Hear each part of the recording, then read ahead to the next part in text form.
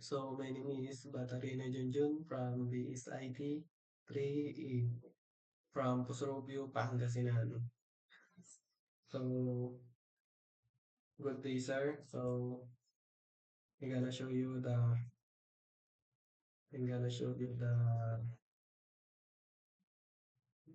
presentation showing at least 30 progress of your prototype.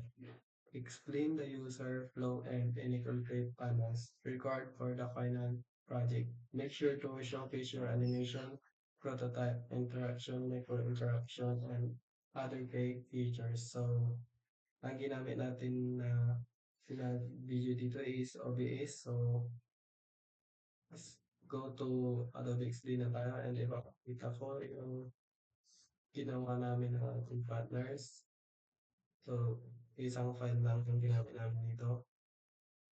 And then, ang ginamit, ang ginamit ko, ang ginamit ko dito is interaction overlay and animation and component overlay.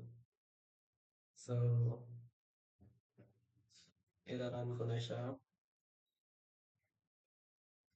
Ganyan. May mga overlay na siya o may mga animation na siya. So, punta muna tayo dito sa may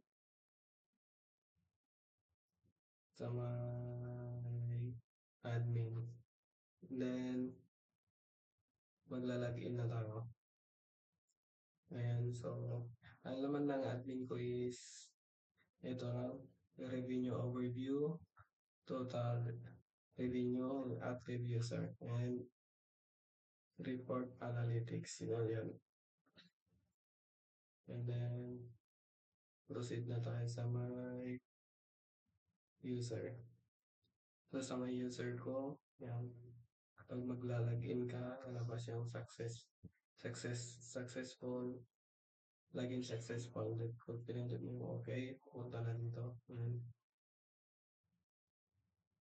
And then, after that, pupunta na tayo dun sa mga search bar. Yan. Ito yung search history nyo. So, dito mo makikita yung mga bibili mong damit. Then, next is stock content. And then, punta tayo sa my add to cart. So, sa my shopping add to cart naman, makikita mo kung ilan yung mga add to cart mo. And pwede na din siya i-date yan. And then, back.